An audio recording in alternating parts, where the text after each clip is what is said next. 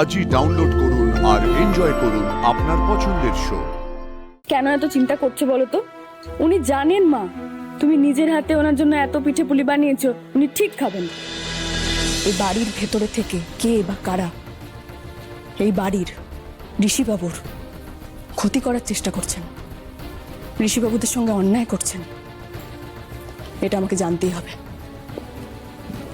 নইলে ঋষিবাবু ঠিক কথা বলছেন কিনা, সত্যি বলছেন কিনা, দিদি যেটা বলছে সেটা ঠিক কিনা, সেটা তো বুঝতে পারবোই না। আর এটাও বুঝতে পারবো না যে ঋষিবাবুর নাম নিয়ে অন্য কেউ নিজের আখের গোছানোর চেষ্টা করছে কিনা। ভালো লাগে না, আমার কিচ্ছু ভালো লাগে না। যত সব দেখা সারাক্ষণ দেখাবি। ভুবনপুর যাব, ভুবনপুর গিয়ে আমরা পিঠে পুলির উৎসব পালন করব। কেন? বাড়িতে পিঠে পুলির উৎসব হচ্ছিল, ভাল লাগছিল না। না, এবার ঠেলা সামলাও, চলো ভুবনপুর। বাড়ির পিঠে পুলির উৎসব ঠিক করে হলে হয়। হ্যাঁ, যদি একেবারে শাশুড়ির সাথে উৎসব পালন করবে, বরকে ইমপ্রেস করতে হবে। ভালো হয়েছে, খুব ভালো হয়েছে। থামবে এবার? ঝাড় খেয়ে একদম চুপ হয়ে এই গেছে। থামো তো,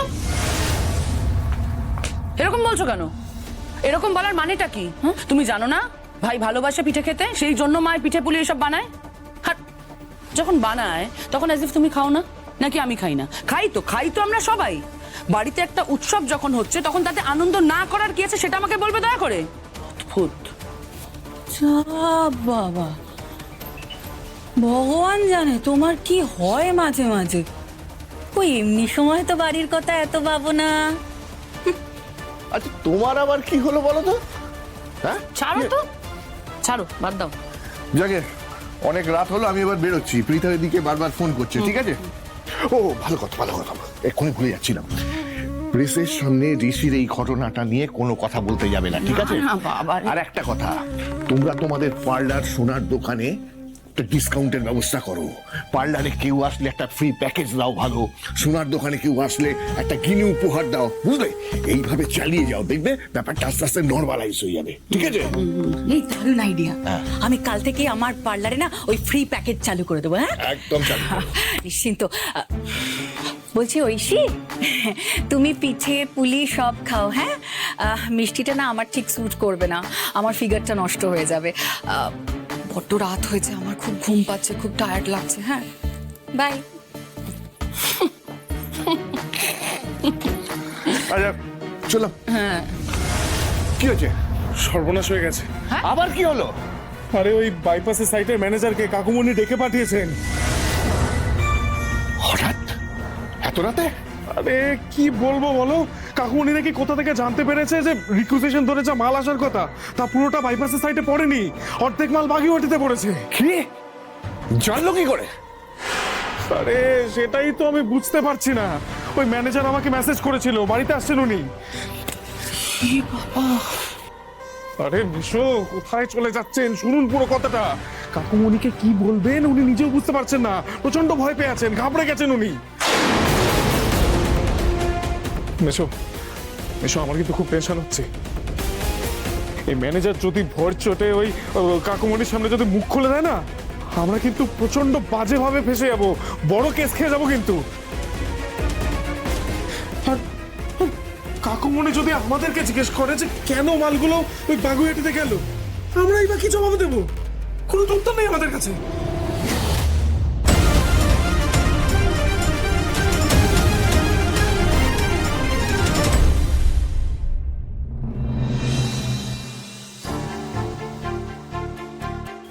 এভাবে কান্নাকাটি করার কোনো মানে হয়? আচ্ছা শোভা, তুমি তো পিঠেগুলো তোমার ছেলের জন্য বানিয়েছো নাকি? তো ও খাবে না? হ্যাঁ, তুমি এক কাজ করো, তুমি না ডিনারের সঙ্গে ওকে ওই পিঠে পুলিগুলো দিয়ে দাও, দেখো সুর করে খেয়ে নেবে। হ্যাঁ, শোভা শোভা শোভা শোভা, কেন বুঝতে পারছো না? ওর তো আজকে মন মেজাজটা ভালো নেই। থাকবে কি করে বলো তো, চারিদিকে যা ঘটছে। হ্যাঁ, এদিকে থাকো, এদিকে থাকো। তোমার ছেলেকে তুমি তো চেনো, বুঝি বড্ড ভালো মানুষ, সেই জন্য একটু ভয় পেয়ে গেছে। আর সত্যি কথা বলতে কি, আমিও যে ভয় পাইনি তা নয়। দেখো ঋষি তো চিরটা কাল আমাদের পরিবারের সেফটির কথা ভেবে এসেছে, আমাদের সকলকে নিয়ে বেঁধে বেঁধে থেকেছে, সকলের কথা ভেবেছে। আর আজকে কিন্তু ওর যে এই টেনশনটা ওর ভাই বোনদের জন্য হচ্ছে। হ্যাঁ, ওর ভাই বোনদের সেফটির কথা ভেবেই ও রিয়াক্ট করে ফেলেছে। তাই বলছি, এখন এভাবে কান্নাকাটি করার কোনো মানে হয় না। আচ্ছা, তুমি তোমার ছেলের জন্য পিঠে বানিয়েছো আর তোমার ছেলে পিঠেটা খাবে না, এরকম কখনো আগে হয়েছে? না হবে?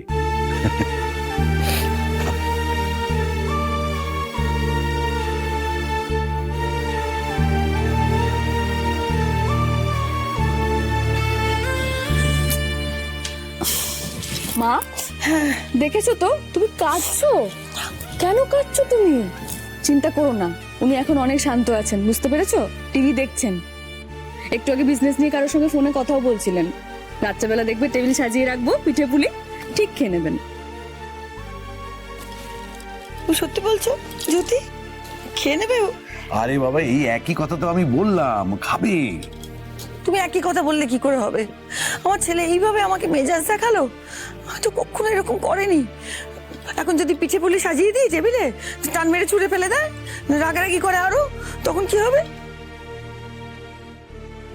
এরকম কিচ্ছু হবে না, তুমি অযথা চিন্তা করছো। তোমার ছেলেকে তুমি চেনো না? চিনি তো, চিনি বলেই। শোভা, শোভা, ঋষি কখনো তোমার সঙ্গে এরকম ব্যবহার করতে পারে? বলো, তুমি নিজে বলো। কেন এত চিন্তা করছো বলো তো? উনি জানেন মা, তুমি নিজের হাতে ওনার জন্য এত পিঠে পুলি বানিয়েছো, উনি ঠিক খাবেন। প্লিজ তুমি কান্নাকাটি করো না। তোমাকে এভাবে কাঁদতে দেখলে আমার একটু ভালো লাগে না। কাঁদে কি আর সাধে?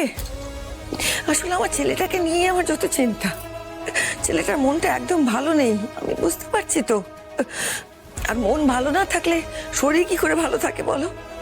নইলে আমার সঙ্গে এরকম ব্যবহার করা ছেলেই নয় ওরকম। আচ্ছা, যদি তুমিই পারবে আমার ছেলেটার মনটা ভালো করে দিতে। আমার ছেলেটা এই কটা দিন যা অপমান হলো ও না মেনে নিতে পারছে না, শরীর মন দুটোই ভেঙে পড়ছে। তুমি একটু কিছু করো ঋষির জন্য।